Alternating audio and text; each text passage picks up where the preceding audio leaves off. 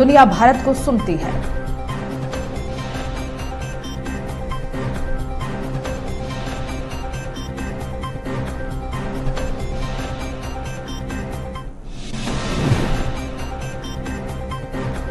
दिल्ली देहरादून के बीच चलेगी वंदे भारत। पीएम मोदी आज दिखाएंगे हरी झंडी। पहले दिन मुफ्त होगा सफर।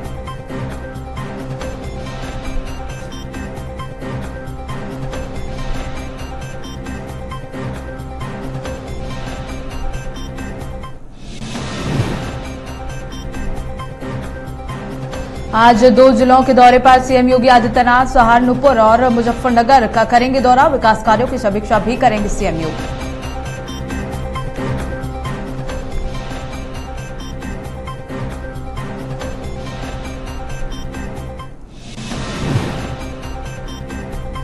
मशहूर शायर मुनव्वर राना की तबीयत बिगड़ी। आईसीयू में किया गया एडमिट। बेटी सुमैया राना ने अपील कर जनता से पिता के स्वास्थ्य के लिए प्रार्थना की अपील की।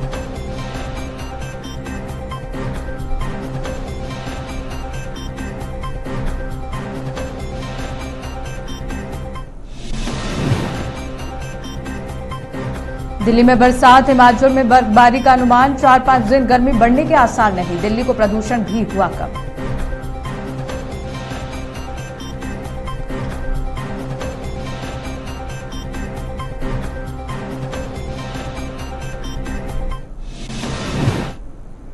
नमस्कार, स्वागत है आप सभी का न्यूज वॉच इंडिया पर। मैं हूं आपके साथ पूनम तांगर। इसी बीच बुलेटिन की शुरुआत करेंगे खबर के साथ। पीएम मोदी 3 देशों जापान, ऑस्ट्रेलिया और पपुआ न्यू गिनी के दौरे के बाद भारत लौट आए हैं। पीएम मोदी का विमान दिल्ली के पालम एयरपोर्ट पहुंचा। इस दौरान पीएम के स्वागत के लिए बीजेपी नेताओं और कार्यकर्ताओं का जमावड़ा लगा हुआ था। बीजेपी अध्यक्ष जेपी नड्डा भी पीएम के स्वागत के लिए एयरपोर्ट पहुंचे थे। पालम एयरपोर्ट पर पीएम मोदी ने बीजेपी कार्यकर्ताओं को संबोधित भी किया। इस दौरान उन्होंने इशारों में विपक्ष पर तंज भी कसा। कई विपक्षी दलों ने संसद के नए भवन के उद्घाटन कार्यक्रम का बहिष्कार किया है। पीएम मोदी ने पूछा कि मोदी दुनिया को वैक्सीन क्यों दे रहे हैं। बुद्ध की धरती है, गांधी की धरती है। हम अपने दुश्मनों की भी परवाह करते हैं। हम करुणा से प्रेरित लोग हैं। हम ऐसे ही आगे बढ़ते हैं। अब चुनौती बड़ी है, लेकिन चुनौतियों को चुनौती देना मेरा स्वभाव है।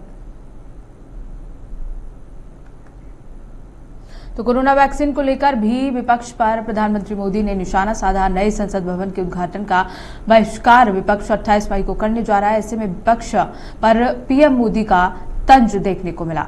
उन्होंने कहा कि कोरोना वैक्सीन को लेकर भी सरकार पर तंज कसे गए, लेकिन चुनौतियों का सामना करना मेरे स्वभाव में चुनौती देना है। मैं चुनौतियों को चुनौती देता हूं। प्रधानमंत्री मोदी ने विपक्ष पर तंज कसते हुए ये सारी बातें कही।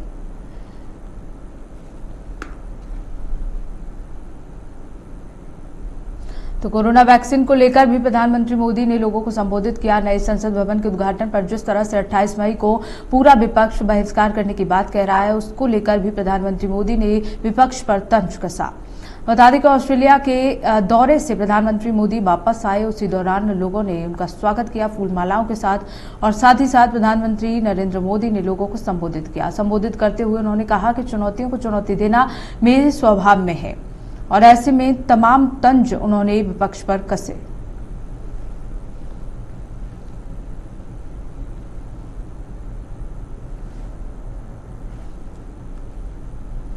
तो तस्वीरें जहां नए संसद भवन के बहिष्कार को लेकर प्रधानमंत्री मोदी ने तंज कसते हुए विपक्ष पर नजर आए। कोरोना वैक्सीन को लेकर भी उन्होंने लोगों को संबोधित किया।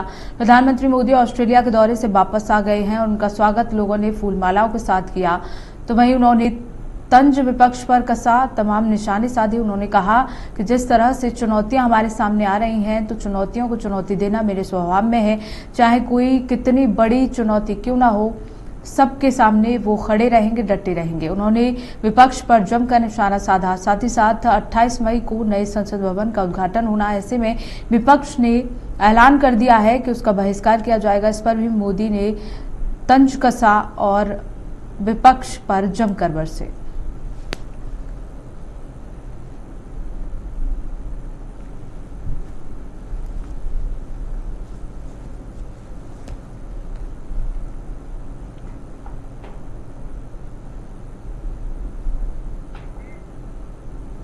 तो कोरोना वैक्सीन को लेकर भी निशाना साधा। नए संसद भवन के उद्घाटन का बहिष्कार जिस तरह से विपक्ष करने की बात कह रहा है 28 मई को, बता दें कि नए संसद भवन का उद्घाटन होना है। 28 मई रविवार को करीब 11 बजे प्रधानमंत्री मोदी नए संसद भवन का उद्घाटन करेंगे। ऐसे में लगातार विपक्ष द्वारा निशाना साधा जा रहा है कि राष्ट्रपति के हाथों नए संसद भवन का उद्घाटन होना चाहिए। ऐसे में प्रधानमंत्री मोदी ने भी जमकर विपक्ष पर तंज कसा। उन्होंने कहा कि चुनौतियों को चुनौती देना मेरे स्वभाव में है।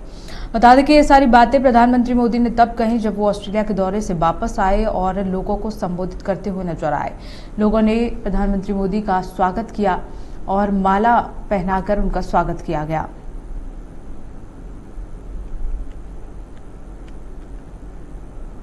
ये तस्वीरें जब प्रधानमंत्री मोदी ऑस्ट्रेलिया के दौरे से वापस आए हैं। देखिए किस तरह से कार्यकर्ता और बड़े बड़े नेता उनका स्वागत कर रहे हैं माला पहनाकर। ऐसे में जब लोगों को प्रधानमंत्री मोदी ने संबोधित किया तो वो विपक्ष पर जमकर बरसे। उन्होंने तमाम तंज विपक्ष पर कसे।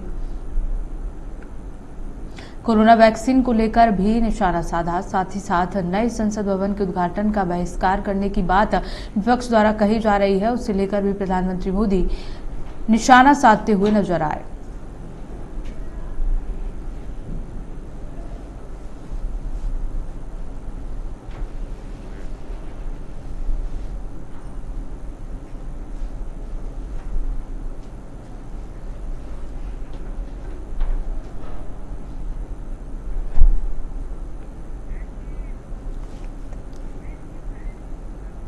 तो नए संसद भवन के उद्घाटन का बहिष्कार जिस तरह से विपक्ष करने के लिए कह रहा है 28 मई को, उसे लेकर भी प्रधानमंत्री मोदी निशाना साधते हुए नजर आए। तो वहीं नए संसद भवन के उद्घाटन का विपक्षी दलों की ओर से किए जा रहे बहिष्कार की घोषणा के बीच आरएलडी प्रमुख जयंत चौधरी ने भी नए संसद भवन मामले में अपनी प्रतिक्रिया दी है। उन्होंने कहा कि राष्ट्रपति का सम्मान होना ही चाहिए, वो महज एक रबर स्टैंप नहीं है, उस पद का सम्मान होना चाहिए। उस पद की अपनी एक गरिमा है और जब देश में इतना बड़ा काम हो रहा है, देश की संसद बार बार तो नहीं बनाई जाएगी। संसद भवन हम सबके लिए है, देश का अधिकार उस पर है और अब जब उसका निर्माण हो ही गया है, कम से कम उद्घाटन में इज्जत रखनी चाहिए थी। प्रधानमंत्री को राष्ट्रपति के आगे रखना चाहिए था।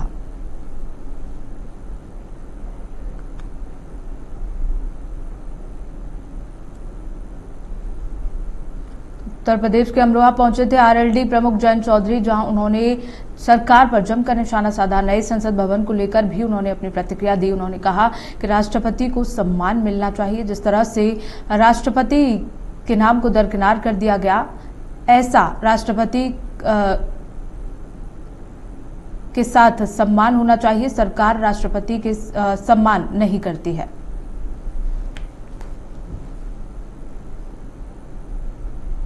इसी बीच चंदौली से ब्रेकिंग न्यूज का रुख कर लेते हैं, जहां सकलडीहा विधायक प्रभु नारायण यादव को 3 महीने की सजा हो गई है। पूर्व प्रमुख अनिल यादव को भी इसी मामले में सजा सुनाई गई है। सीजेएम कोर्ट ने सुनाया फैसला। विशेष जज एमपी एमएलए दीपक मिश्रा ने ये सजा सुनाई है। जिला पंचायत चुनाव पर उपजे विवाद में दर्ज हुआ था मुकदमा। तत्कालीन विधायक सुशील सिंह के पहल पर दर्ज हुआ था मुकदमा। धारा 143, 341, 352, 504, 506 के तहत मुकदमा दर्ज किया गया है। सरकार की मंशा पर भी सवाल उठाए गए।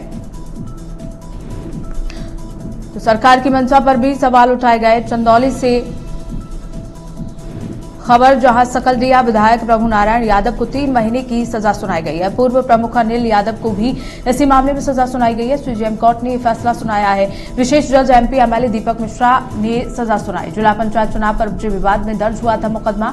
तत्कालीन विधायक सुशील सिंह के पहल पर यह मुकदमा दर्ज किया गया था। कई धाराओं के तहत मुकदमा दर्ज किया गया। सरकार की मंशा पर भी सवाल उठाए गए और इसी को लेकर अब सकलडीहा विधायक प्रभु नारायण यादव को 3 महीने की सजा सुनाई गई है।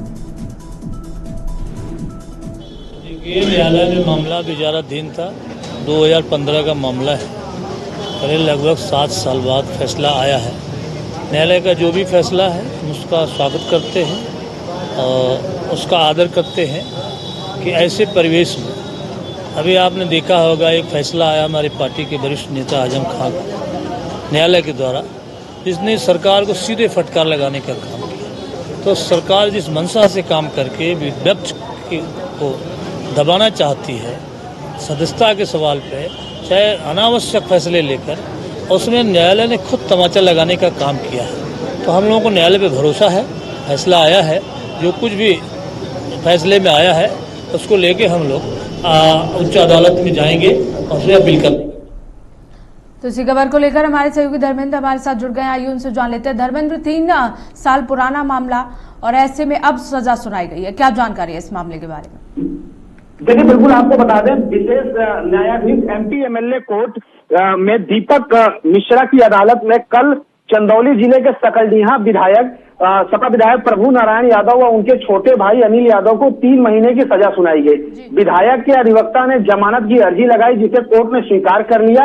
विधायक और उनके भाई को जमानत दे दी। ये पूरा मामला वर्ष 2015 का है, जिस समय जिला पंचायत चुनाव में प्रभु नारायण यादव के छोटे भाई अनिल यादव चहनिया क्षेत्र के सेक्टर नंबर 4 से प्रत्याशी थे। आरोप यह था कि चुनाव प्रचार के दौरान कार्यकर्ताओं के साथ एक विद्यालय में बैठकर तत्कालीन भाजपा विधायक सुशील सिंह का घेराव किया था। वह नोकझोंक हुई, मारपीट भी हुई थी। इस मामले में प्रभु नारायण व उनके भाई के खिलाफ बलुआ थाने में मुकदमा दर्ज किया गया था। जब मुकदमा दर्ज हुआ था तब प्रभु नारायण यादव विधायक नहीं थे, इस कारण चार्जशीट टीजीएम की अदालत में दाखिल की गई थी। बाद में 2017 में प्रभु नारायण यादव विधायक बने, फिर मामला एमपी एमएलए कोर्ट में किया गया। कल विशेष न्यायाधीश ने इस मामले में सुनवाई करते हुए सपा विधायक व उनके भाई को दोषी करार दिया व 3 महीने की सजा सुनाई। अब विधायक इस पूरे मामले को जिला जज की अदालत में ले जाएंगे। जी बिल्कुल। क्या विवाद था धर्मेंद्र? आपको बता दें, जिला पंचायत चुनाव प्रभु नारायण यादव के भाई अनिल यादव चकिया के सेक्टर नंबर 4 से लड़ रहे थे। उसी दौरान एक विद्यालय में भाजपा विधायक थे सुशील सिंह, उनका इन लोगों ने घेराव किया था। उस दौरान कार्यकर्ताओं से मारपीट भी हुई थी, जिसके बाद ये पूरा मामला बलुआ थाने पे गया। जो भाजपा के तत्कालीन जो विधायक थे, उन्होंने इस पूरे मामले को बलुआ थाने में लिखित तहरीर दी, जिस पर एक मुकदमा भी दर्ज हुआ। मुकदमा दर्ज होने के बाद ये मामला 7 साल के बाद इस पर आज सजा कल सुनाई गई है। जी बहुत बहुत शुक्रिया धर्मेंद्र हमारे साथ जुड़ने के लिए। तो खबरों में आगे बढ़ेंगे। कई दिनों बाद सपा विधायक इरफान सोलंकी और उनके भाई रिजवान सोलंकी कानपुर कोर्ट पहुंचे। जैसे ही इरफान का काफिला रुका तो इरफान ने गाड़ी से उतरते ही समर्थकों को देखा और मुस्कुराए। इसके बाद मुट्ठी बंद करते हुए इशारा किया और कहा, जीत हमारी होगी। इतना बोलने के बाद सपा विधायक कोर्ट के अंदर चले गए, जहां ACMM 3 कोर्ट में 7 अलग अलग मामलों में सुनवाई की गई। जाजमऊ के आगजनी मामले में एमपी एमएलए कोर्ट में विशेष न्यायाधीश की अदालत में सुनवाई के दौरान सामाजिक कार्यकर्ता अकील अहमद को गवाह के तौर पर कोर्ट में पेश किया गया। हालांकि अकील की गवाही पर बचाव पक्ष ने आपत्ति जताई और जुरह के लिए अतिरिक्त समय मांगा है। दरअसल 38 दिनों बाद सपा विधायक इरफान सोलंकी को कानपुर कोर्ट में लाया गया था। पुलिस ने सपा विधायक को महाराजगंज जेल से कन्नौज जेल में शिफ्ट कर दिया था। सपा विधायक के पहुंचने से पहले कानपुर कोर्ट परिसर को छावनी में तब्दील कर दिया गया। वहीं अतीक अशरफ हत्याकांड के चलते सपा विधायक इरफान सोलंकी ने मीडिया से पूरी तरह दूरी बनाई थी।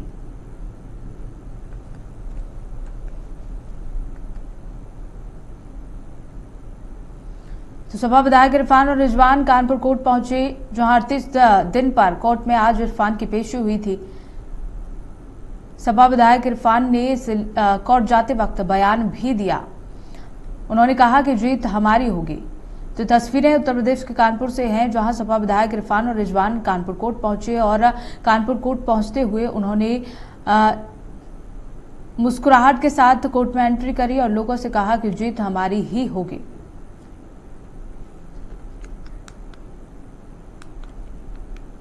तो तस्वीरें उत्तर प्रदेश के कानपुर की हैं, जहां सपा विधायक इरफान और रिजवान कानपुर कोर्ट पहुंचे। जहां जब वो कोर्ट जा रहे थे तो उन्होंने मुस्कुराते हुए लोगों से कहा कि जीत हमारी होगी। फिरोजाबाद से ब्रेकिंग न्यूज का रुख कर लेते हैं, जहां विवाहिता से फोन पर अश्लील बातें करने वाले को लोगों ने पीटा। आरोपी युवक की भीड़ ने जमकर धुनाई कर दी। लात घूसों बेल्टों से जमीन पर गिरा दिया गया। भीड़ ने पिटाई में युवक के शरीर के कपड़े फाड़ दिया। आशिकी का भूत उतार कर पुलिस के हवाले कर दिया। बीच सड़क पर युवक को तालिबानी सजा दी गई। थाना उत्तर क्षेत्र के बस स्टैंड के पास का ये पूरा मामला बताया जा रहा है। तस्वीरों में देखिए किस तरह से एक युवक को जमकर भीड़ ने पीटा और युवक के कपड़े भी फाड़ दिए गए। तो जमकर पीटने के बाद युवक को पुलिस के हवाले कर दिया। ये मामला फिरोजाबाद का है, जहां विवाहिता से फोन पर अश्लील बातें करने की वजह से युवक को पीटा गया। लात घूसों बेल्टों से जमीन पर युवक को गिरा दिया गया। भीड़ ने पिटाई में युवक के शरीर पर जो कपड़े थे वो फाड़ दिए। आशिकी का भूत उतारकर पुलिस के हवाले कर दिया। बीच सड़क पर युवक की पिटाई की गई। थाना उत्तर क्षेत्र के बस स्टैंड के पास का ये पूरा मामला बताया जा रहा है। तो वहीं 2000 का नोट सितंबर महीने में चलन से बाहर किया जाएगा, पर अभी से लोग इसे चलन से बाहर मानते हुए लेने से आनाकानी करने लगे हैं। वहीं 2000 के नोट को लेन देन को लेकर कई जगह से झड़प की खबरें भी सुर्खियों में बनने लगी हैं।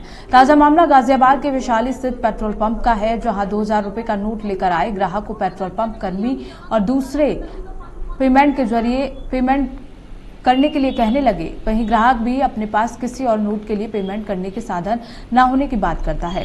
पेट्रोल पंप कर्मी के अनुसार हर दिन 10 से 12 लोग 2000 का नोट लेकर पेट्रोल पंप पर आ रहे हैं, जो कि मात्र 100 या 200 का तेल डलवाते हैं।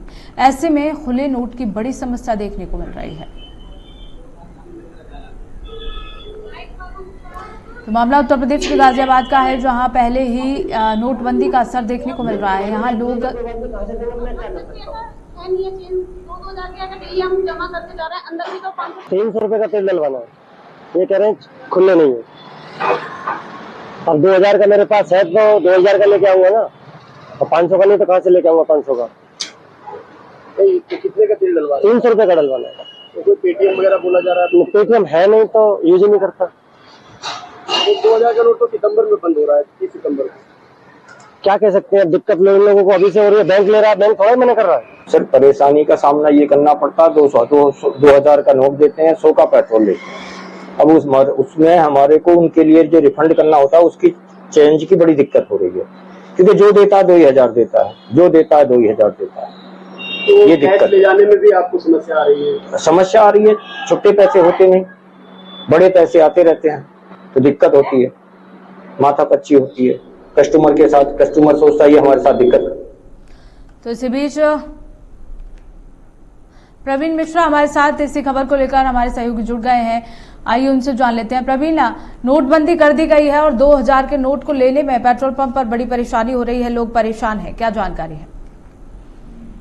देखिए पूनम, जरूर आपको बता दूं कि जिस तरह से आरबीआई ने जब आदेश जारी किया कि 2000 के नोट सितंबर में 30 तारीख तक बंद कर दिए जाएंगे, वहीं लोगों की परेशानी भी साफ तौर पर सामने देखने को मिल रही है। अगर बात करें पेट्रोल कर्मचारियों की, जो कि पेट्रोल डालकर लोगों को पेट्रोल डाल रहे हैं, कहीं ना कहीं तो लोग भी 2-2 हजार रुपए के नोट वहां लेकर पहुंच रहे हैं। बात करें तो लोग पेट्रोल कर्मियों को कहना है कि 150 रुपए का तेल डलवाते हैं, उसके बाद जो छुट्टे लेते हैं, यानी कि छुट्टे की सबसे बड़ी दिक्कत हो रही है पेट्रोल कर्मियों को खासतौर पर, क्योंकि 2-2 हजार रुपए के नोट में 100-100 रुपए का तेल डलवाना, ये कहीं ना कहीं लोगों को खासा परेशान कर रहा है। अब बात करें अगर बैंकों की, तो बैंक में भी लोग कतार लगा रहे हैं। हालांकि अभी कुछ बैंकों में हमने देखा भी था, तो कुछ बैंकों में साफ तौर पर कतारें कम दिख रही हैं अभी फिलहाल में, लेकिन हो सकता है जब ये लास्ट का समय आएगा, यानी कि आखिरी समय जो आखिरी महीना होगा, वहां पर थोड़ी लाइनें देखने को मिलेंगी। लेकिन कहीं ना कहीं लोग अभी समय पर 2-2 हजार रुपए के नोट लेकर जा रहे हैं। भले ही उनको चाहे 50 रुपए का सामान खरीदना हो या फिर 100 रुपए खरीदना हो, वो चाहते हैं कि अगर हम बैंक में ना लग के कहीं अन्य जगह पर, यानी पेट्रोल पंप हो या अन्य कोई भी जगह हो, वहां जाके हम इसको छुट्टा करा लें। तो साफ तौर पर देखने को मिल रहा है लोगों में खासा गुस्सा भी है इस चीज को लेकर कि अगर हम नोट दे रहे हैं अभी, क्योंकि चलन में है। हालांकि 30 सितंबर को बंद होना है, इससे पहले चलन में अगर पेट्रोल कर्मी नहीं ले रहे हैं नोट, तो कहीं ना कहीं ये दिक्कत लोगों को परेशानी का सामना इससे झेलना पड़ रहा है। जी बिल्कुल प्रवीण, चाहे बैंक हो या फिर पेट्रोल पंप हो, हर जगह ये परेशानी बनी हुई है और कई जगह से शिकायतें भी आई हैं कि उनके नोट जो है वो एक्सचेंज नहीं किए जा रहे हैं और मारपीट की घटना भी देखी गई है। ऐसी कोई जानकारी? देखिए फिलहाल अगर गाजियाबाद की बात करें तो गाजियाबाद में ऐसी कोई घटना नहीं देखने को मिली। लेकिन एक बात और आपको बता दूं पूनम, पेट्रोल कर्मी साफ तौर पर बता भी रहे थे, अगर किसी के पास 2000 का नोट है और उनके पास छुट्टा नहीं है तो उनका तेल जो है वो वापस निकाल लिया जाता है। अगर पेटीएम की भी सुविधा नहीं है तो उनका तेल जो है वापस निकाल लिया जाएगा। ऐसे ही कई वीडियो अन्य जिले से भी देखने को मिली है। तो कहीं ना कहीं अभी गाजियाबाद में इस तरह की कोई वीडियो नहीं आई है। हालांकि लोगों का कहना है साफ तौर पर, पेट्रोल कर्मियों का भी कहना है कि अगर नोट इनके पास छुट्टा नहीं हुआ है, हमारे पास छुट्टा नहीं है देने के लिए, तो पेट्रोल निकाल लिया जाता है। यानी कि जो पेट्रोल उन्होंने रिफिल किया है वो पेट्रोल पूरा उनको निकाल के बाहर कर दिया जाता है। तो खासा परेशानी का सामना तो कर रही है जनता, लेकिन खासतौर पर पेट्रोल कर्मी जो है वहां पर जो संचालित है इस समय जो पेट्रोल भर रहे हैं उनको भी दिक्कत हो रही है, क्योंकि इतना कैश इतना छुट्टा कहां से लेके आएंगे। क्योंकि उनके लिए सबसे बड़ी समस्या ये हो रही है कि हर व्यक्ति जो आ रहा है, हर दूसरा तीसरा व्यक्ति 2000 का नोट पकड़ा के जा रहा है। ये बड़ी समस्या है। जी बिल्कुल प्रवीण, बहुत बहुत धन्यवाद हमारे साथ जुड़ने के लिए। इसी बीच प्रयागराज से ब्रेकिंग न्यूज का रुख कर लेते हैं, जहां उमेश पाल और 2 गनर की हत्या के 3 महीने पूरे हो गए। पुलिस की जांच पड़ताल 3 महीने बाद भी अधूरी हुई है। गिरफ्तार आरोपियों के खिलाफ दाखिल नहीं हुई है चार्जशीट। 90 दिनों में हालांकि चार्जशीट दाखिल करनी होती है, लेकिन ऐसा नहीं किया गया। गिरफ्तार आरोपियों के खिलाफ चार्जशीट दाखिल नहीं हुई है। साजिश में शामिल सदाकत की 27 फरवरी को गिरफ्तारी हुई थी। अतीक के नौकर राकेश लाल समेत 5 की गिरफ्तारी हुई थी। अभी तक किसी भी आरोपी के खिलाफ चार्जशीट दाखिल नहीं की गई है। तो उमेश पाल हत्याकांड को लेकर अपडेट, जहां 3 महीने पूरे हो गए हैं हत्या को लेकर, अभी तक कोई चार्जशीट दाखिल नहीं की गई।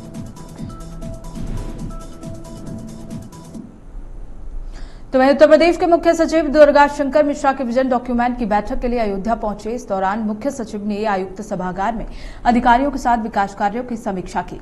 साथ ही बरसात के पहले राम पथ पर बन रहे यूटिलिटी डक्ट को पूरा करने के निर्देश दिए गए। सीएम योगी आदित्यनाथ के निर्देश पर मुख्य सचिव दुर्गा शंकर मिश्रा अयोध्या पहुंचे। इस दौरान मुख्य सचिव ने अयोध्या आयुक्त सभागार की यहां बैठक कर विकास कार्यों की बिंदुवार समीक्षा की। साथ ही राम पथ पर आ रही दिक्कतों को लेकर मुख्य सचिव ने कहा कि आम जनता को चिंता करने की जरूरत नहीं है। अयोध्या धाम के सभी कार्य समय से पूरे कर लिए जाएंगे। शहर के सभी कार्यों के लिए टाइमलाइन फिक्स की गई है।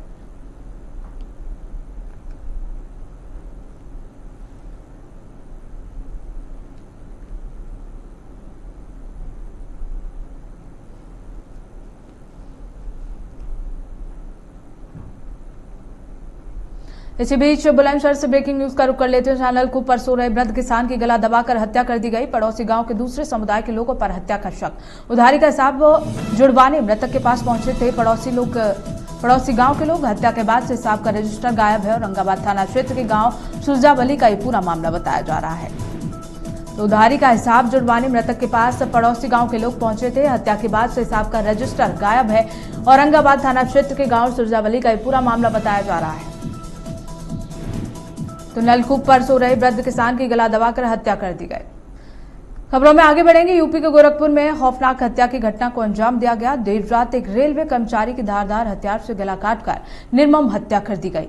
इस हत्या की घटना के बाद इलाके में डर का माहौल बना हुआ है। घटना गोरखनाथ थाना क्षेत्र के दिग्विजय नगर वजीराबाद की बताई जा रही है, जहां हत्यारों ने घर में घुसकर 45 वर्षीय व्यक्ति पर चाकू से बुरी तरह हमला कर दिया। इस घटना के बाद मृतक के परिजनों ने 2 लोगों के खिलाफ एफआईआर दर्ज कराई है।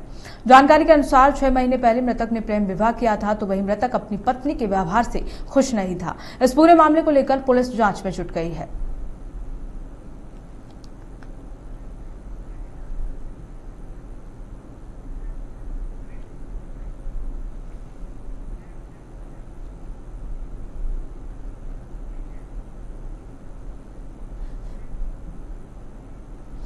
तो वहीं आगरा के फतेहाबाद रोड क्षेत्र में हिंदी विश्व यात्रा का आयोजन किया गया, जिसमें 13 देशों के 31 हिंदी के विद्यार्थी शामिल हुए।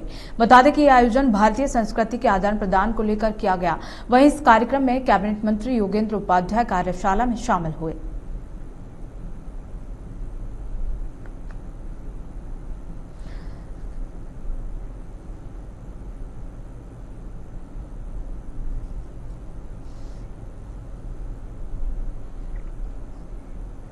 तो वहीं बदायूं में नोट जमा कराने गए किसान के रुपए निकले नकली। बैंक में 2000 के नोट जमा कराने गया था किसानों को सरसों के कोल्हू मालिक ने दिए थे नकली नोट। कोल्हू मालिक ने 2000 के 5 नोट दिए थे। पीड़ित ने थाने पहुंचकर पुलिस से शिकायत की। किसान ने हल्का पर तैनात सिपाही पर आरोप लगाया। 2000 के 5 नोट और प्रार्थना पत्र लेकर भगाया गया उसको। बदायूं के बजवीरगंज थाना के पलई गांव का ये पूरा मामला बताया जा रहा है। जब किसान शिकायत दर्ज कराने पहुंचा तो पुलिस ने भी उसको फटकार लगाकर वहां से भगा दिया। तो बदायूं के बजवीरगंज थाना के पलई गांव का ये पूरा मामला है। तो आगरा में पुलिस को बड़ी सफलता हाथ लगी है, जहां पर पुलिस ने खोया पाया सेल के अंतर्गत 55 मोबाइल बरामद किए हैं। वहीं पुलिस ने मोबाइल के मालिकों को इसकी सूचना दी और उनके मालिकों को मोबाइल सौंप दिया। जानकारी के अनुसार बरामद हुए मोबाइल की कीमत करीब 9 लाख रुपए बताई जा रही है। वहीं मोबाइल मिलने से लोगों में खुशी का माहौल देखने को मिला।